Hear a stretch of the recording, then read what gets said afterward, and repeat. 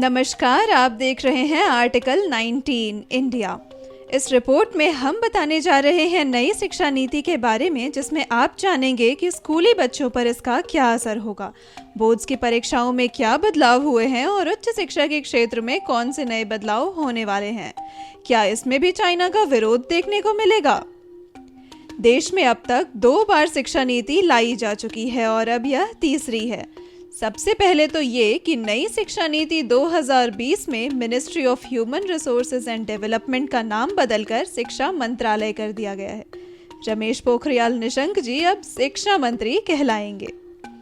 यह आरएसएस की मांग थी। शिक्षा नीति को लेकर आरएसएस के और भी कई सारे सुझाव थे। अब असल ड्राफ्ट सामने आने के बाद ही यह पता चल पाएगा कि इस पॉलिसी पर आरएसएस का कितना दबदबा रहा है।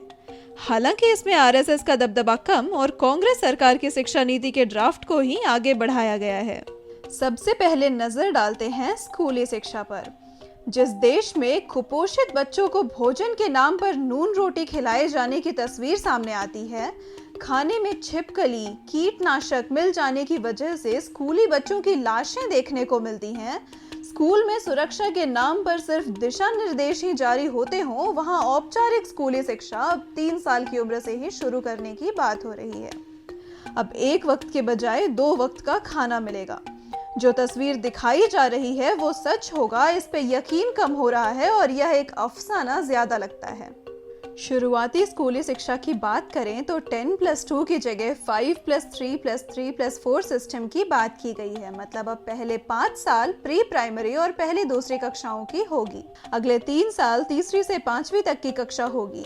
5वीं के बाद 3 साल 6ठी से 8वीं तक की, और 9वीं, 10वीं, 11वीं और 12वीं को स्कूल के आखिरी 4 साल की श्रेणी में रखा गया है।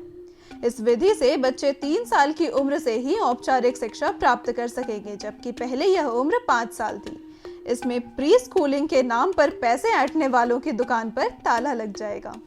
नई शिक्षा नीति 2020 में प्राथमिक शिक्षा को मातृभाषा में रखने पर जोर दिया गया है, जिसकी कई लोग आलोचना कर रहे हैं। कोई भी माता पिता अपने बच्चे को मातृभाषा में तालीम क्यों देना चाहेगा, जबकि स्थानीय भाषा हर राज्य में अलग अलग देखने को मिलती है। जाहिर सी बात है, मातृभाषा अन्य राज्यों से मिलने वाले अवसरों को खत्म करेगी। अभिभावक शुरू से ही अपने बच्चों को ऐसी भाषा में पढ़ते हुए देखना चाहेंगे जिसकी सभी जगह मान्यता हो। भारत में पलायन जग जाहिर है, ऐसे में बच्चे की तालीम किसी एक ही राज्य और एक ही भाषा में हो, ये कैसे सुनिश्चित हो सकता है? प्रवासी मजदूरों के पलायन की तस्वीर तो आपको अब तक याद होंगी। उनके साथ स्कूली उम्र के बच्चे भी थे। आखिर किस भाषा में पढ़ेंगे प्रवासी मजदूर के बच्चे, जिनका कोई स्थायी शहर नहीं है? भाषा में एक और बदलाव लाया गया है। 3 भाषाई फॉर्मूले को लागू करने की बात की गई है, जिसके तहत पहली 2 भाषाओं का भारतीय होना अनिवार्य है, तीसरी भाषा विदेशी होगी। अब सवाल ये उठता है कि अगर छात्र की तीसरी भाषा अंग्रेजी है तो वह जर्मन, फ्रेंच या जापानीज नहीं पढ़ पाएगा, और अगर इनमें से कोई एक पढ़ता है तो वह अंग्रेजी नहीं पढ़ पाएगा। विदेश में पढ़ने का सपना देख रहे बच्चों के लिए ये एक जोर का झटका है जो धीरे से लगा है।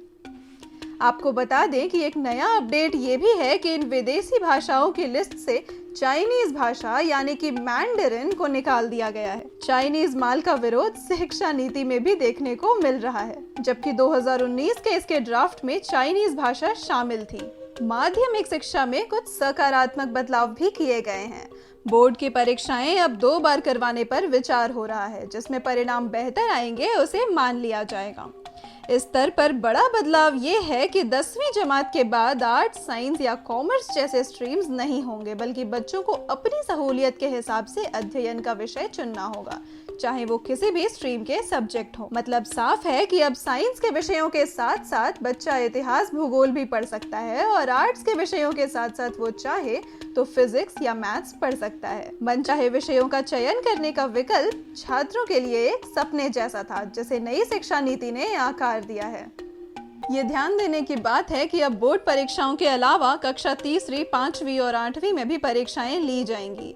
सरकार की मंशा है कि इस बदलाव को साल 2022-23 के सत्र में लागू कर दिया जाए, यानी कि अगले 2 साल तक आपके बच्चों पर इसका कोई प्रभाव नहीं पड़ेगा। इसी तरह की कई तब्दीलियां उच्च शिक्षा में भी देखने को मिलेंगी। केंद्र सरकार की इस शिक्षा नीति में उच्च शिक्षा में अब 3 साल की ग्रेजुएशन की जगह 4 साल का रिसर्च ग्रेजुएशन किया जाएगा। अर्थात यदि कोई छात्र ग्रेजुएशन के बाद रिसर्च में रुचि रखता है तो उसे 4 साल की ग्रेजुएशन की जरूरत पड़ेगी और उसे पीएचडी से पहले एमफिल करने की कोई जरूरत नहीं पड़ेगी। इससे भारत में भी विदेशों की तरह इंटरमीडिएट डॉक्टरेट यानी एमफिल की महत्ता को कम कर दिया जाएगा। साथ ही मल्टीपल एग्जिट और एंट्री सिस्टम पर भी जोर दिया गया है, यानी बच्चे जब चाहें अपने कोर्स से ब्रेक लेकर बाहर निकल सकते हैं और जब चाहें अपने पूरे किए गए क्रेडिट स्कोर के साथ एंट्री ले सकते हैं। यदि कोई बच्चा किसी कारणवश अपनी ग्रेजुएशन पूरी नहीं कर पाता है तो 1 साल के बाद उसे सर्टिफिकेट, 2 साल के बाद डिप्लोमा, 3 साल पर ग्रेजुएशन और चौथा साल पूरा करने पर रिसर्च ग्रेजुएशन की डिग्री मिलेगी। समझ गए तो ठीक है, ना समझे हो तो वीडियो के डिस्क्रिप्शन बॉक्स में मैं आपके लिए एक पीपीटी चार्ट पोस्ट कर रही हूँ। समझने में मुझे भी थोड़ा वक्त लगा था। इस नीति के अनुसार पोस्ट ग्रेजुएशन भी 3 तरह के होंगे। पहला होगा 2 साल का मास्टर्स उन बच्चों के लिए जिन्होंने 3 साल का डिग्री कोर्स किया है। दूसरा होगा 1 साल का मास्टर्स उन बच्चों के लिए जिन्होंने 4 साल का शोध ग्रेजुएशन किया है। और तीसरा विकल्प उन बच्चों के लिए होगा जो एक ही साथ ग्रेजुएशन और पोस्ट ग्रेजुएशन दोनों करना चाहते हैं। ये 5 साल का होगा। नई शिक्षा नीति में बात अंतर्राष्ट्रीय विश्वविद्यालयों की भी की गई है। जल्दबाजी में लाए गए इस नई शिक्षा नीति के बाद अंतर्राष्ट्रीय विश्वविद्यालयों के लिए दरवाजे खोल दिए जाएंगे। कहा गया है कि इसमें दुनिया के टॉप 100 विश्वविद्यालयों को प्राथमिकता दी जाएगी, लेकिन इस टॉप 100 की सूची को कौन तैयार करेगा? क्या किसी अंतर्राष्ट्रीय एजेंसी को यह जिम्मा सौंपा जाएगा या भारत सरकार खुद तैयार करेगी? उदाहरण के तौर पर भारत में जेएनयू और जामिया जैसे यूनिवर्सिटीज कई लोगों की आंखों में खटकती हैं, जबकि निष्पक्ष रैंकिंग एजेंसियों की नज़र में इनकी शिक्षा अव्वल दर्जे की है। नई शिक्षा नीति आने के बाद सबसे ज्यादा आलोचना उच्च शिक्षा को लेकर ही हो रही है। जाने माने शिक्षाविद अनिल सदगोपाल का कहना है कि सरकार केजी से लेकर पीजी तक की पढ़ाई का केंद्रीकरण करना चाहती है। उनका आरोप है कि इसमें आरएसएस यानी राष्ट्रीय स्वयंसेवक संघ का दबाव है। आरएसएस की ये मांग थी कि अंग्रेजी के प्रभाव को कम किया जाए, पूरे देश में एक भाषा की जाए जो कि हिंदी होनी चाहिए। हालांकि सरकार ने इसको नहीं माना है, लेकिन अंग्रेजी को वैकल्पिक बनाकर क्षेत्रीय भाषाओं पर जोर दिया गया है। नई शिक्षा नीति में विदेशी यूनिवर्सिटीज को भारत में अपना कैंपस खोलने की इजाजत दी जानी है। लिहाजा इस बात पर भी चर्चा हो रही है कि इससे शिक्षा में प्राइवेटाइजेशन बढ़ जाएगा। परिणाम ये हो सकता है कि आर्थिक रूप से पिछड़े छात्र क्वालिटी एजुकेशन से दूर होते जाएंगे। आर्थिक तथा सामाजिक रूप से पिछड़े बच्चों के लिए आरक्षण की बात अभी तक इस नीति में सामने नहीं आई है। आरटीई के तहत जो 25% कोटा है, उसे लेकर भी सरकार ने अपनी मंशा स्पष्ट नहीं की है। इससे दलितों, आदिवासियों और आर्थिक पिछड़ों की गारंटीड एजुकेशन पर एक क्वेश्चन मार्क है। साफ है कि उच्च शिक्षा के बेहतर विकल्प तो खुलेंगे, लेकिन यह अमीरों की पहुंच में होंगे।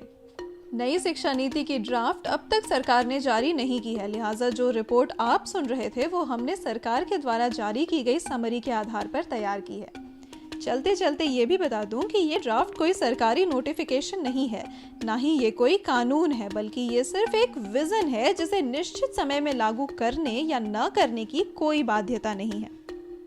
ये ऑडियो कार्यक्रम आपको कैसा लगा, अपनी राय या सुझाव हमें कमेंट बॉक्स में लिखकर बताएं। इसके लिए आप हमें ईमेल कर सकते हैं। यदि सरकार की नई योजनाओं और दिन भर की खबरों को संक्षेप में सुनने की रुचि रखते हैं तो इस रिपोर्ट को लाइक करें। Article 19 bureau report.